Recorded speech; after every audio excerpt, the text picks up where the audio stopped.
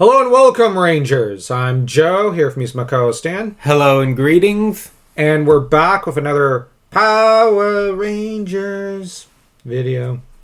And we have here the battle, or at least one part of it. The opening move goes to Tommy, of course, who starts with his trademark high jump kick. That's always his starting move. Everyone who's seen the original series knows that's his starting move. Even in the later series he appeared in 2004, Dino Thunder, that's his starting move. It's something that I think is instinct with Tommy. But what's surprising is how it always manages to score a hit and usually stun his enemies. Mm-hmm. And even when it misses, it gives him enough room to get in a position to... Well, he follows it up always with blocking whatever hit his enemy does, or backsliding to an extent, before he basically just starts pummeling his enemy. Now, we've seen this move work wonders against the likes of Jason, against the likes of Goldar, against the Monster of the Week, and even against the flunkies in Dino Thunder. And it works wonders here. It's just a solid go-to move to start the battle. And it does show he's more a high-octane fighter. In a lot of ways, I think if Tommy was a Jedi, he'd be more a Form 5 wielder in a lot of ways, or a Form 7 one, which means he's basically focused on heavy offense. Although it'd probably be more in the line of Mace Windu, who is just absolutely all about tearing apart his enemy and beating them down. But on the other hand, Mace uses his force energy to just bounce the enemy energy back at them. Now, the stupidest of people out there believe that what Mace is doing is wielding the dark side, when no, he's just turning himself into a mere reflection to flick it back at the enemy. Mace does not, in fact, use the dark side. He hates the dark side. He can never wield it. If he did, he'd go evil. So, Tommy would be that sort of fighter, but a lot more like Anakin in some ways, minus the heavy swings, because Tommy would be a lot more careful of his energy. And when I say energy, I mean his physical energy. Like, he's not going to throw, like, heavy strikes at someone whose style is just about defending him and waiting for him to tire out, like what Anakin did with Obi-Wan. So my point is, Tommy's a really good fighter. And there is an intelligent aspect to his fighting style. Then we have Kimberly, who throws everything she's got at the first ooze monster she's up against, and has a bit of a mini freak out, as she basically says, you guys make me sick, sick, sick, sick, sick. Basically pummeling him into the ceiling before he falls unconscious. Now, on the one hand, this does show that the Power Rangers are superpowered, basically, because they do have superior strength to the average bear. But on the other hand, it shows that Kimberly is Kim. She's fussy, whiny, and yeah, she's just a girl. I say she's fussy and whiny because she is. We all love that about her. She's got the looks so she can get away with it. But like I said, there's an element of Obi-Wan-esque fussiness to her. And yeah, I'm referencing Star Wars just because Obi-Wan is a good character, but I'd say he's more of a dandy in some ways and a fussier character than even Kim. Look at episode 2 and 3 to prove my point. The man was whiny. But on the other hand, Kim is one of those characters who, while she's whiny, she does have a cheerful, warm, impulsive side. But anyways, as for Billy, he's knocked around till he starts kicking around his enemy. And he does, oddly enough, he does seem a little agitated when he gives his front kick. At least the impression I always got was that he's a little mad there at the punch that he got given, and that he did feel it through the helmet in universe, so that he's actually kind of peeved. So we have Billy, who's actually developed a temper, but I'd argue he always kind of had one underneath it all. Yeah, and Billy, he fights a very calculated battle. But here he suddenly just lets loose a lot of angry energy and just starts kicking the guy around till he knocks him out. So I think while he's normally calculated, when you get Billy to lose it, it can be dangerous. Although I'd argue at this point, Billy's a much better fighter than even Jason. He's refined his technique considerably, and if you look at the enemies Billy takes on at this point, some of them are ones that even Jason struggled, and he did, I believe, take on Goldar at one point. The thing is, Billy is someone who you don't muck around with, and he's just a beast physically, because David Yost is built at this time he was built like a British house. Wow, they sure were swarming Tommy. Yeah, like there's like a half a dozen just swarming him. And what's interesting, what's really cool is how he's just dispatching them one at a time, knocking them down, pimp slapping them. Mm-hmm. But, you know, he then does that flight move to get to an upper platform. Clearly he's seen episode 3, so he knows about the high ground.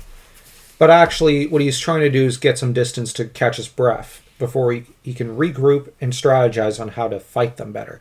But one of the enemies gets to drop on him, and Tommy, realizing it, immediately, takes control of the situation. But although he punches him so that he goes flying, Tommy kind of inadvertently discovers how to kill these things. And it's kind of important that it be him, because he is kind of the best of the Rangers. He's both the smartest and the strongest. And he's going to employ this knowledge. Now that he knows how to do this, he's going to employ this in the future. Of course, the second one to achieve a major victory is Aisha, who's, I'm going to just be honest, probably the second most savage fighter of this team. Now, I'll freely admit Tommy's the best. I'll admit I think Rocky in some ways has the most calculating technique in a way. He fights very methodically. No, wait, that might be the term I should use. The most methodical is Rocky. In a lot of ways, he's more methodical than even Billy. Billy's calculating, but there's a methodical edge to Rocky. Adam is fairly impulsive, and Kimberly has... Well, I might say Kimberly's one of the most balanced, but she's also the cleverest and the most resourceful. But we also know from the actual canon, she's the only one who's probably tied with Tommy in terms of raw power. Mm-hmm. But Aisha is the most savage. She fights like a literal grizzly bear, trying to just tear someone down. This is something that really separates her from the honestly mediocre Trini. Trini was an intelligent ranger, but she was a middling fighter. Aisha is just a savage grizzly bear or polar bear just trying to tear someone's arms off and gouge out their eyes. If she has to spit on them and then just thrust her nails into their eyeballs until she gouges their eyes out and then just bite into their nose, she will. Yes, she'll fight basically like Aisha, and she'll, there's no honor to her fighting style. There's no dignity to it. It's just raw, animalistic, almost hatred. It makes her a very interesting fighter. In a lot of ways, I think she has more in common with Jason as a fighter. Just as Rocky, I think, has more in common with Billy at times. And Zach and Adam have some things in common. But at this point, I'd say Kim probably has more in common with Zach's fighting style in terms of cunning and resourcefulness. Because Zach was resourceful and cunning. But the fact that Aisha just stuns her enemy and then proceeds to be the second one to discover how to kill them is telling and fitting, considering she was the leader of the Stone Canyon trio at first. In a lot of ways, Rocky is the strategist of the three and is the level-headed one. But in other ways, Aisha is the leader. While, as for the original trio that joined with the Stone Canyon trio, Tommy's obviously the leader. But at other times, it's Kimberly. But Billy's the level-headed one of that trio, obviously. But it's just interesting that they gave to each of the trio. The leader of the two trios are the first ones to discover the weakness, while Rocky and Adam basically decide to stay close and team up. And we get, of course, the very cheesy, corny double whammy between Rocky and Adam. They knock away the flunkies they're dealing with and are clearly having fun doing it. What is interesting is Tommy's taking the fight very seriously because he has to, because they keep swarming him. Kimberly's so disgusted and grossed out she doesn't care. And she honestly doesn't want to be here. Billy's not having fun because one or two are swarming him and he's just losing his temper over and over again. Aisha, she might enjoy fights, but she's currently she's in a berserker rage. When she flies into a rage like that, she doesn't really strategize or enjoy. Well, she can strategize to a limited extent, but she doesn't enjoy it. Her mentality is, you fall now. Basically. Because she's a berserker. It's Rocky and Adam who are having fun and just laughing and giggling and cackling and going and basically saying, going airborne, while jumping over them. And then just going, hey, how about a double whammy? To them, this is fun. And they don't need to truly verbally communicate with teamwork. They're so used to each other, the other's an extension of themselves. Yeah, and we wouldn't see teamwork like this in any kind of movie until probably Star Wars Episode 1, where Qui-Gon and Obi-Wan, let's be honest, do work like that and move like that. It's the reason the Duel of Fates scene in Episode 1 is probably the second best of all the lightsaber duels. Because you can see that Obi-Wan and Qui-Gon are well-trained and well-honed. They're keeping Maul on his toes because they work like an extension of the other. Now, Billy is knocked down a platform, and while he grunts out, "That does it!" I get the impression this was the best thing that could happen to him in the fight. He was losing. Had it continued, he'd have died. But the thing is, Billy realizing, because he had to take a moment just to reach in, grab his whip device, and realize, I got to get back up and whatnot. That takes him about 2 minutes. By then, he's no longer hot under the collar, and he's calmed down. Il s'est calmé assez pour penser. He's calmed down enough to think. So now that he's had time to catch his breath, go, okay, that hurt. I didn't appreciate that.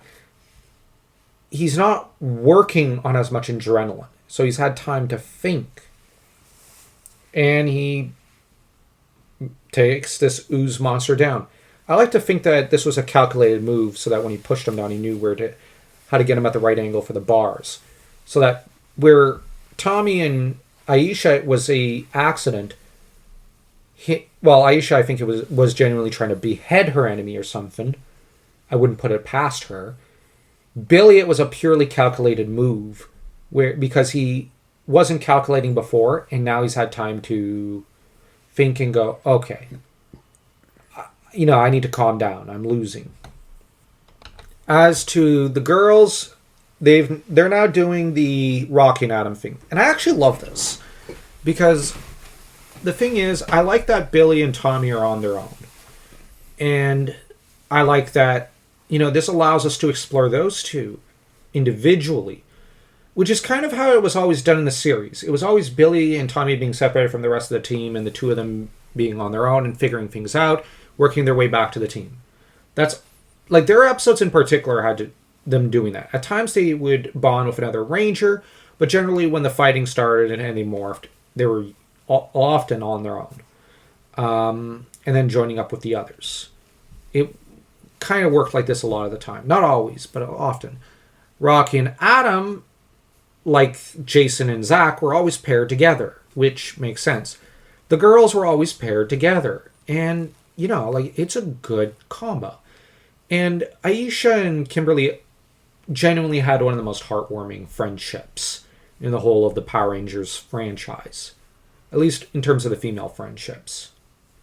So, yeah, I like that they're basically operating together, and where the boys are the Red and Black Rangers are basically just obviously coordinating with each other and moving like they're one person.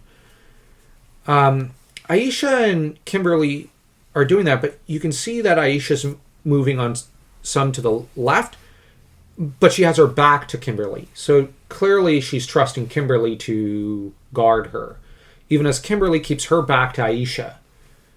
They're kind of working like one, but they're also working separate. It's one of those really interesting things you have to pay attention to.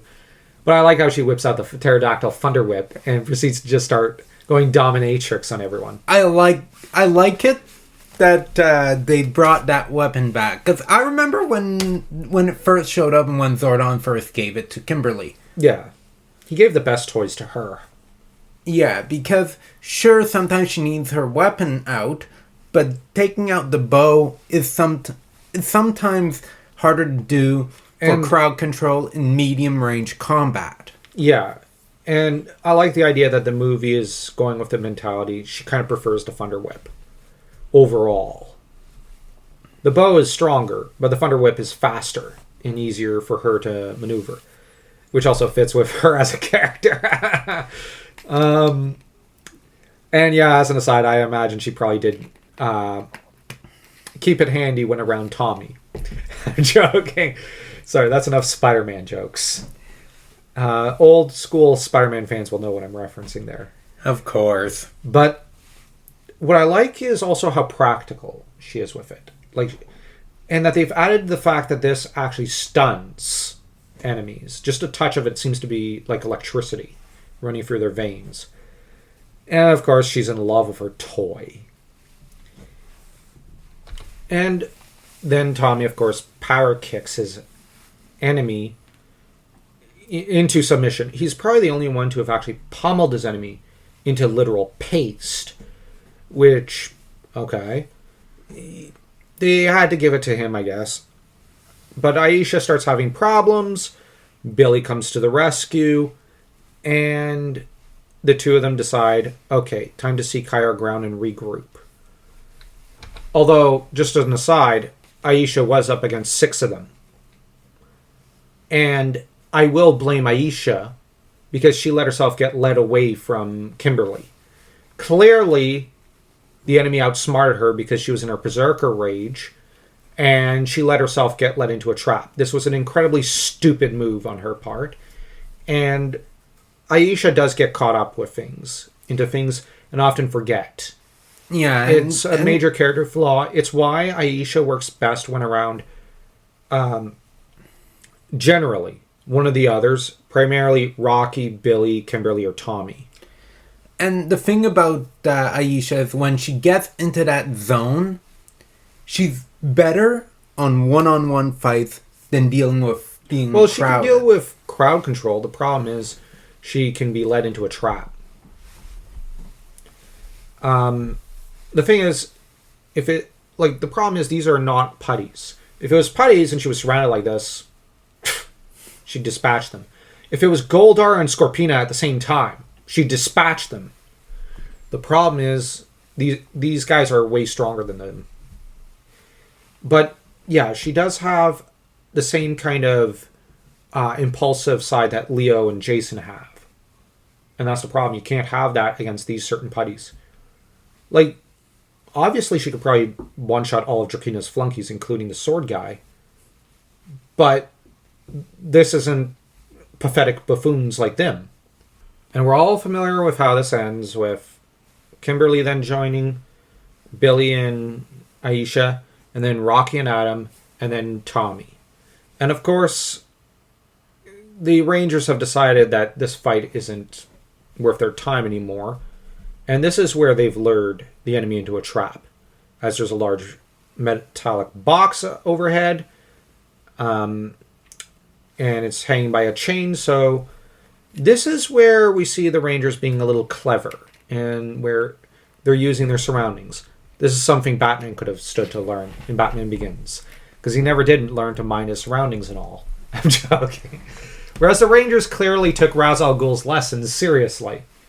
So we know, like, most of these guys survived and come to attack the Rangers in their entirety.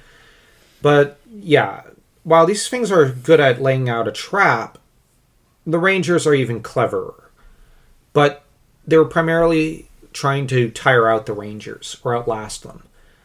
And when the Rangers realize that, they dropped a box on them. They dropped the enemy like a bad habit. But then we get to the next part. But this video is run over long, and long videos are not really that popular on a lot of YouTube channels. The last one didn't do great, so we're just going to plug the fact that we've got a crowdfund coming up. And don't forget to find us on Royal Road and Buy Me a Coffee. If you go on Buy Me a Coffee, you'll find our novel behind a paywall. It doesn't matter how much you pay. It should be fine if you give us even just $1 and you'll get access to it. And there will be other essays, including Power Ranger essays soon enough, once I remember to put them there. And hopefully I'll get back in the habit, because when the last one got somehow corrupted when I uploaded it, it depressed me. It's just, I don't like rewriting essays. But anyways, yeah, so the crowdfund's going to be for a book we're editing. And as for Royal Road, most of our novels can be found there. It's just, if you want the completed stuff ahead of time, they're on Buy Me a Coffee or on Patreon. Which will be under Brothers Grimm, just to warn you all. Not Power Rangers Corner. But, on the other hand, if you just want the Power Ranger videos, don't worry, they'll all be free and they'll be coming out regularly from now on. So, do look forward to more shot-for-shot analysis. And remember, Rangers, may the power protect you!